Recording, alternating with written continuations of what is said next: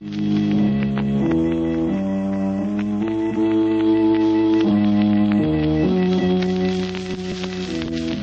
knows what evil lurks in the hearts of men? The Shadow knows.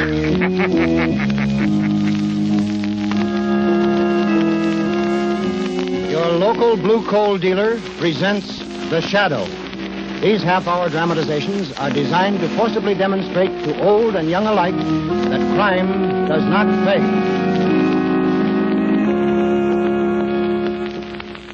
Before this afternoon's adventure with The Shadow begins, here's advice every homeowner will profit by following. When you order your next supply of fuel, ask for blue coal. Then you'll enjoy steady, dependable heating comfort and satisfaction such as you've never known before. Countless thousands of American families have found from experience what a tremendous difference blue coal makes. It burns down to a fine ash, leaving no wasted, unburned coal. And it gives steadier, healthier heat with less furnace attention. So if you want the solid fuel for solid comfort, insist on blue coal by name. Call your dealer for your supply tomorrow.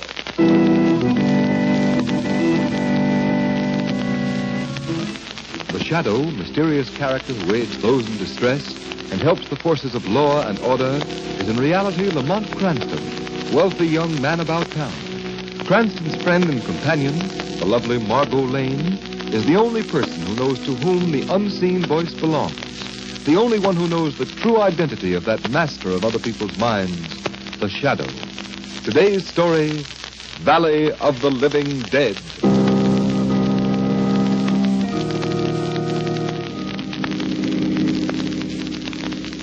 This desert scenery is simply magnificent, Lamont. Why, this alone was worth the trip. Yes. And I think that's the mountain range over there that I've been looking for. Sort of saw-teeth edge to it. Looking for a mountain range? The whole thing seems silly to me. This long trip just because you heard of a rumor that there's a valley someplace behind a saw-toothed mountain where people act peculiarly. What's behind this rumor? That's just what I'm going to find out, Margot.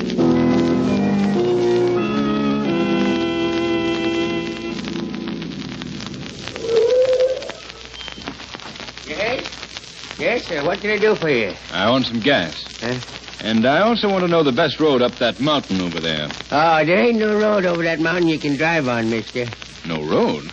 Well, what's the matter with that one right ahead there? That's no good. It's dangerous. You see, ain't many folks besides me has been in that valley. And, brother, I'm going to live there someday. Well, if you go, you can go alone, Timothy Hicks. I'll have plenty of time to rot when I'm dead and in my grave. What's that you said? I said I'd have long enough to rot when I'm in my grave. Don't pay no attention to her, missus. She don't know nothing. Why, on the other side of that there range, they got the slickest place you ever seen. Pretty little round valley. There's only one thing, though. You got to be busted to live there. You can't have any money? Yep, busted. Why, the folks in there get their houses given to them and food, everything. You mean a sort of a state poor farm? Nope, nothing like that. It's private. Owned by Mr. Maxim. Kindest man that ever was. Yes, indeed. Well, there you are, mister, all fixed up. About how many people live in that valley? Well, I wouldn't know exactly. There's maybe 800-900. I ain't been in since they prospected for gold. Boy, they sure hit a vein. Well, then they must have plenty of money in there. Nope, they ain't. See, while Mr. Maxim was in the east, those folks got some capital in from the outside to work the mine. Yep, but then he came back. Maxim come back too soon. Gosh, was he mad. Put a stop to it as quick as scat. Gold? And he put a stop to it? Yep, yeah, ain't supposed to have no money in there. Probably can't tell a nickel from a dime, but now. Me, I can't see myself without a bit of change in my hand now and then. Not me. Ain't got nothing in there I want. No radios, theaters, stores, nothing. Well, Lamont Cranston, there's certainly no great wrong here to right. I suggest we give up the whole thing and make this a pleasure trip for a change. Sorry, Margot. Here you are, Hicks. Oh, thanks, mister. Hey, mister, be on the watch for boulders rolling across the road there. Well, here's where we leave the paved road and start climbing. There's a sign. Danger, drive up this road at your own risk. Oh, yes, I see it. And I assure you it interests me, Margot. In view of what our friend back there just warned us... There comes the boulder now, Lamont. Bigger than this car. You're right. Oh. Well, strange. He missed us anyhow. Now will you turn back? The road isn't safe. Well, that one might be just coincidence, Margot. It's a fine road. Nothing wrong with it. Good all the way up, far as I can see. There's another boulder. Yes, coming right down this path. Hold fast. Oh, thank goodness that missed us, too.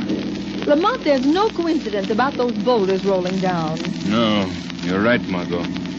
Unless I'm mistaken, it's an electric eye. And it starts them as surely as it would open a door. Well, then, for pity's sake, let's get out of here. We'll be smashed to bits. I've had enough of this whole thing. Before the sun sets, Margot, we're going to be in that valley. But we're going in by plane.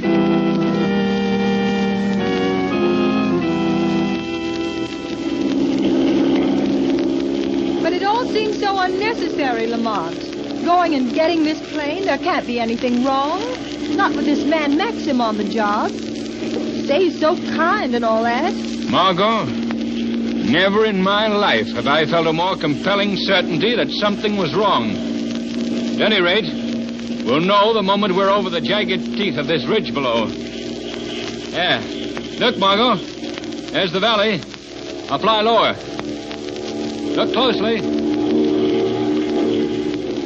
Lamont, this is low enough. Yes, 100 feet. And look. Look at those people closely, Margot, as they move along the streets. The lifelessness of them. Well, no traffic to keep them jumping. Doesn't mean there's anything wrong. Children half-heartedly at play. No work being done anywhere. Men sprawled on the grass. Well, what of it, Lamont? Cut off from the outside world. No work to do, no amusements, nothing for mind or muscle to feed on. Why, Margot, that place is like a stagnant pool covered with green slime. Beautiful to look at, but filled with decay. Well, maybe you're right, Lamont. Even the women don't stop to talk to one another. They don't even look up at the sound of the plane. And over there, just beyond the dam, are the gold mines. Latest equipment lying idle. And a chance for everybody to make a lot of money.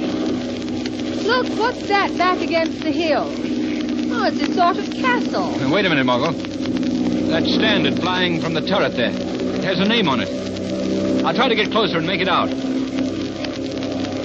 See, Ingram A. Maxim. Ingram Maxim. Why, I know who this fellow is now. You do? In college. I was just a freshman. He was taking postgraduate. A bald, thin little man, always helping some of the fellows. Why, he was rich as Croesus even then. Hang on, Margot. I'm going to set it down on the other side of the dam. Find out what this is all about.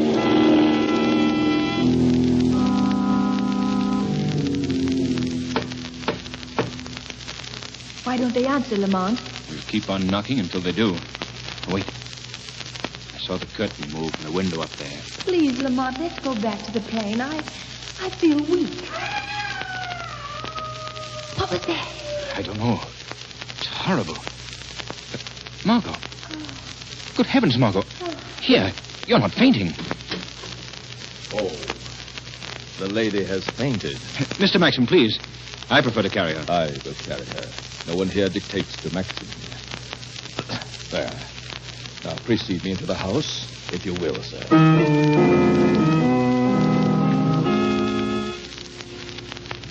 And now, with the little lady well taken care of, we shall dine together. Cranston, we talk over the old days. You see, I remember you. Indeed, I have the faculty of remembering everybody I ever see. I couldn't forget you, naturally. Always doing such kind things to help the less fortunate chaps at college. That was nothing at all. Now, here, of course, I have much larger opportunities. Yes, undoubtedly. Something's been puzzling me, Maxim. Those boulders rolling down into the road. I'm curious to know how you work that. I have my own ways, Mr. Cranston, of protecting this valley of mine from intruders. I want nothing from the outside world to touch my people. Nothing. Where's Mother? I can't move. You're all right, Margot. I'm right here. Keep your arms under the blankets, little lady. That's it. But I'm not cold. I'm smothering. Too much exertion, my dear, coming down that steep path from the dam. Women's delicate bodies were not built for harsh exertion. You see, they... Serena, what are you doing here? Why did you leave your room in your wheelchair without my help? Is the lady sick, Maxim? Are you sick too, my dear? No, nothing wrong with me. Just a little chill. Miss Lane, my wife, How do you do? Mr. Cranston. How do you do? Did you suffer an injury of some sort, Mrs. Maxim? That you should have to be in a wheelchair? No. Oh, no, I've always been strong. But after the birth of my son, I think that was when My dear, you are exerting yourself too much. You must go to your room. But Maxim's always taken such good care of me. I never have to lift a hand. He carries me, puts me in my bed. He feeds me. He's always so kind. Kind. It is the privilege of all strong people, my dear, to take care of the weaker. Come, my dear Serena. Off to bed with you. Maxim, the lady heard it too. It's not my It is imagination. the wind, my dear, in a faulty flue. I shall have it fixed tomorrow. But I tell you, it has the sound of my son's voice. Now, that imagination of yours again, my dear. You know that Paul is off at school. Now, say good night to Miss Lane and Mr. Cranston. Good night, Miss Lane. Mr. Cranston. Good night.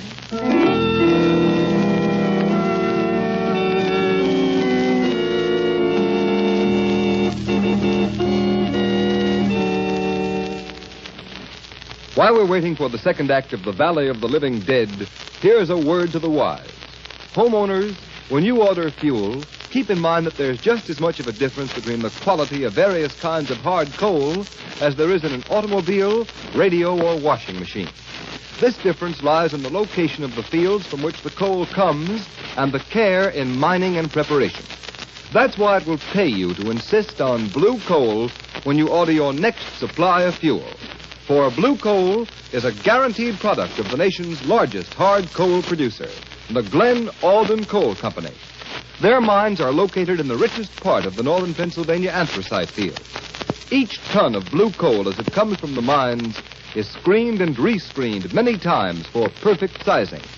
Then it's washed to remove any existing impurities and laboratory tested by trained inspectors. Only the coal which passes this thorough laboratory test and meets Glen Alden's high quality is shipped to blue coal dealers. That's why you can be sure of perfect heating comfort and satisfaction when you order quality-tested blue coal by name. You'll find that blue coal gives you steadier, more dependable heat. So call your nearest blue coal dealer tomorrow. His name is listed in the Where to Buy It section of your classified telephone directory under the words Blue Coal.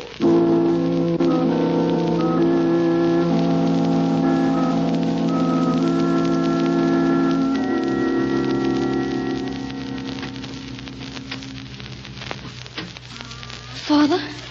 Oh, I thought you'd never come. But, Paul, my son, don't I always come? Oh, this steel cast. Can't we take it off? Not yet, my boy. To remove it too soon would mean that you'd never walk again. I don't care. I don't care. It's now. It's the pain now that I can't stand. I know what is best for you, Paul. But it's getting worse. I can't rest. I can't sleep. Come now. You must. Oh, if I only could and never wake up. There. That is better.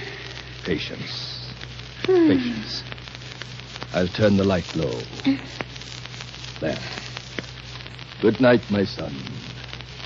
Sleep. Sleep.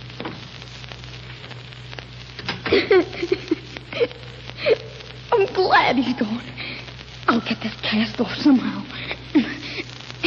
Even if it does cripple me. I don't care. Let me help you, Paul. Who spoke? Where are you?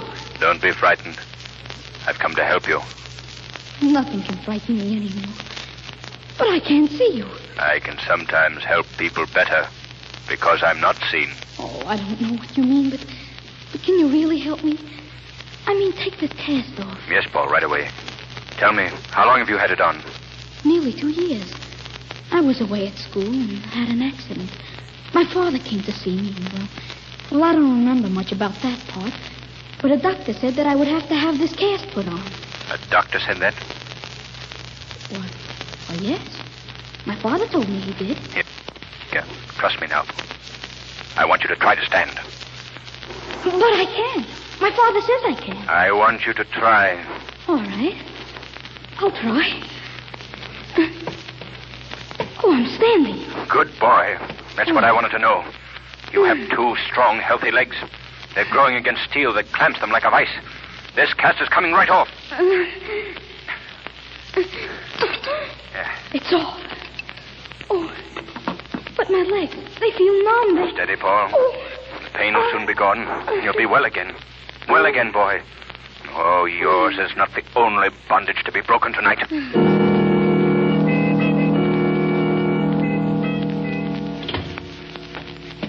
Ah, Margot, it's good to get out in the air. Now, down these stone steps. Watch out. Steep. Lamont, tell me, that dreadful cry, was that... Yes, his son, Margot. I was able to relieve his sufferings, though. Thank heaven for that. But down in the village, all those people, what can you do for them? If their suffering has been great enough, I'll make them help themselves. Watch out. This last step. Yeah, that's it. There isn't a light anywhere. Everyone in this village is asleep. That's it, Margot. Everyone has been asleep too long. But with luck, I hope to awaken their minds to this living death.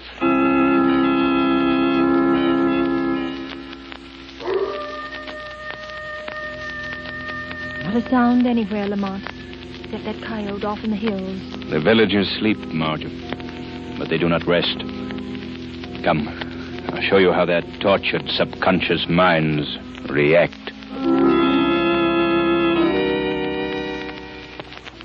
This place of living dead, this silence beats on my ears like the drums of eternity. And in the next house and the next, Margot, I must go to them as they sleep in the shadows. Try to free them from this bondage of submission. The mills. I hear them. The good, honest roar of machinery. The white heat of the furnaces. There's a fine strength in me. And I'm to have a raise of $1 at the end of the week. No, that's past and gone. I've become as soft as something that lies rotting in the sun. There is no hope. I am dead. Dead. No, my friend, you're alive. And you can be strong again. What? Who spoke? Who said that? God put muscles in a man's body for use, for work. Work. Yes, work. But we are dead. Not while there is work to be done, and you can do it. No, I've dreamed that dream until I'm nearly mad. Then go to the mines. They wait only for your courage to start them working. No, we can't do that. Mr. Maxim has forbidden it. Wake up, man. He has given you what only money can buy. He has taken from you what only God can give. Your freedom. Start working the mines tonight. Start working the mines tonight. Start working the mines tonight. Start working the mines tonight.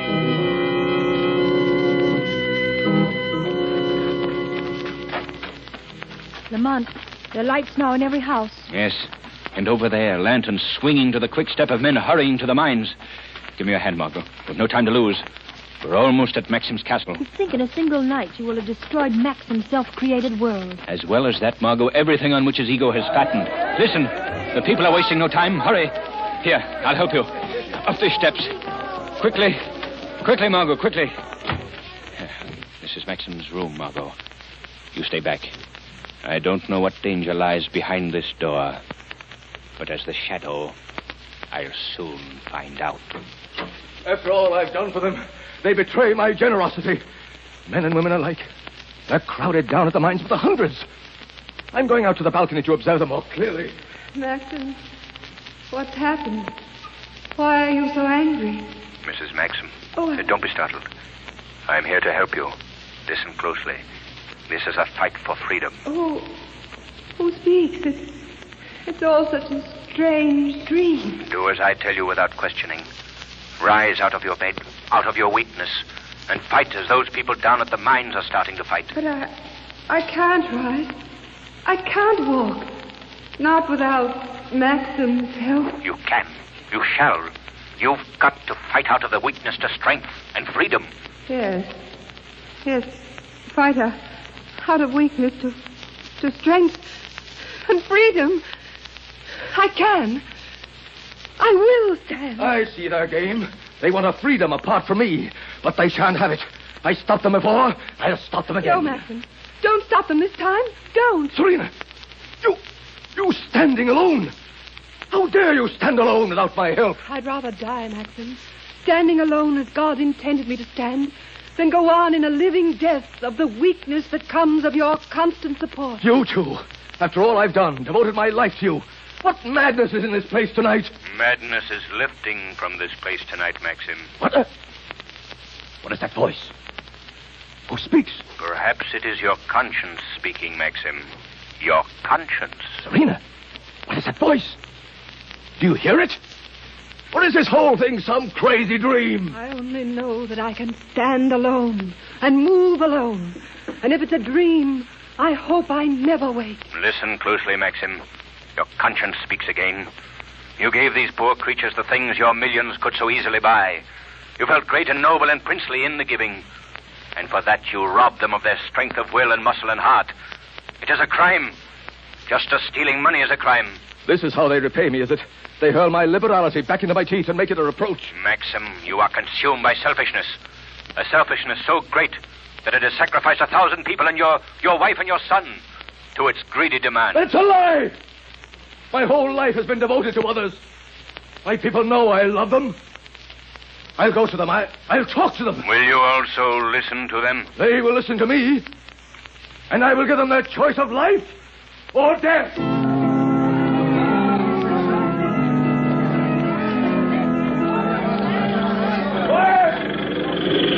Quiet! There is Mr. Maxim up on the dam.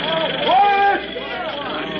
Stop those drills, I command you! Stop those drills! No! We want to work! Yes, we want to work! There is no need for you to work. I shall always provide for you. I have promised that. I have proved it. We will earn money again to buy food that we earn to care for our family. And I say you shall not. This valley is mine, and all who live here shall live as I order. Let us work the mine. There's the way.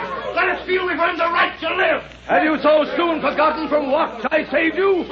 That world outside where every man sets his hand against every other man? For money? At least we know we live. Better that than this, where we grow soft with the rotting softness, and the hills and the silence close us in. We want no more. This valley is the fulfillment of a dream. For you. It's a dream and nothing more. There is no life in it. I tell you, I know what is best for you. You will not accept life as I have given it to you. Then you shall have death as I give it to you. I shall save them from themselves. A quick, merciful death. Yes, one turn of this lever, and in a few minutes the valley will be a deep and silent lake. Yes, one turn of the lever. For the second time, Maxim, your conscience speaks. Let it speak. I know what is best for my people. You care nothing about those people. How wrong you are, voice. I care enough about them to exterminate them all, rather than submit them to the corruption of an outside world. Just one turn of this handle. Just one turn of that handle, and you would be a murderer. The ungrateful have no right to live. Close those gates before it is too late. You have no right to pronounce death. For if there's a guilty man in this valley today, you are that man. I guilty. Of what am I guilty? You attempted to buy the freedom of 1,000 people, Maxim. To force them to the knees before you, and to keep them there for the rest of their lives. No, I didn't mean it that way. This lever. Oh, I must turn it back. The rush of water against the gate is too strong. I can't turn it. Maxim, I'm here. Cranston. Lamont Cranston. Here beside you. Oh, Cranston, I'll help you. Before it's too late. Yes, together. Our combined strength. It's done. They shall live. Maxim, what's wrong? There's blood on your lip. Something in me is broken. The weight of closing the gate. Here, lean on me. Wait. Look, Cranston, look. Coming there. Walking toward me. Look. Walking. My wife and my son. Yes, walking. Here, Maxim, take my arm. No, Cranston, I am dying. I gave my life closing those gates. saving my people. Tell them that. Tell my wife and son. Please lean on me. Let me help you to your feet. No, look. The weaker I grow, the more strongly they walk. My wife and son, they are getting back what I took away. You're a great man at this moment, Maxim. And listen, down by the mines as the water recedes, they're cheering you, Maxim. Yes, I hear them cheering me. And they are the cheers of a living and a free people.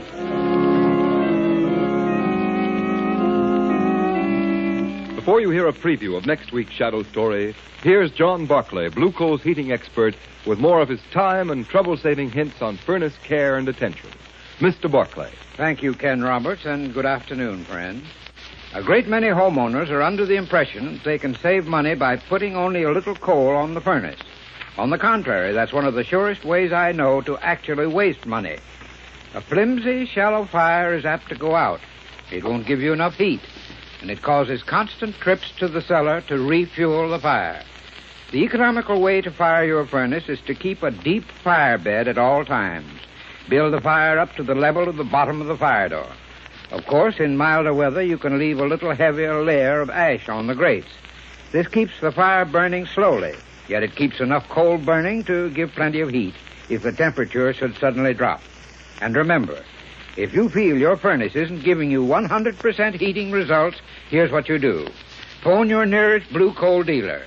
Ask him to send a John Barclay serviceman to look over your furnace. These men are trained heating experts. They're fully qualified to locate the source of any possible furnace trouble and show you how it can be corrected. This John Barclay service is yours without any charge or obligation of any sort on your part. So always feel free to call your blue coal dealer. I thank you. And now for a preview of next week's exciting shadow adventure entitled Prelude to Terror. The eminent scientist, Professor Baker, is sitting in his study late one night when there is a knock on the door. Thinking it is his butler, Cooper, he says, Come in, Cooper. Oh, I thought it was Cooper. Shut up, Professor Baker. I got a present for you. Here's what the boss wants. And before he's through, the people of this city will wish they were dead like you, Professor Baker. why did this man kill Professor Baker? For what reason does he say an entire city will welcome death? Be sure to find out next week when you hear the Shadow's newest adventure, Prelude to Terror.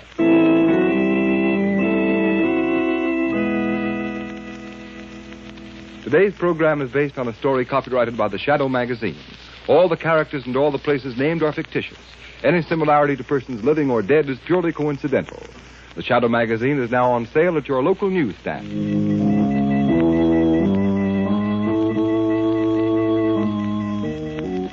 The weed of crime bears bitter fruit. Crime does not pay. The Shadow knows.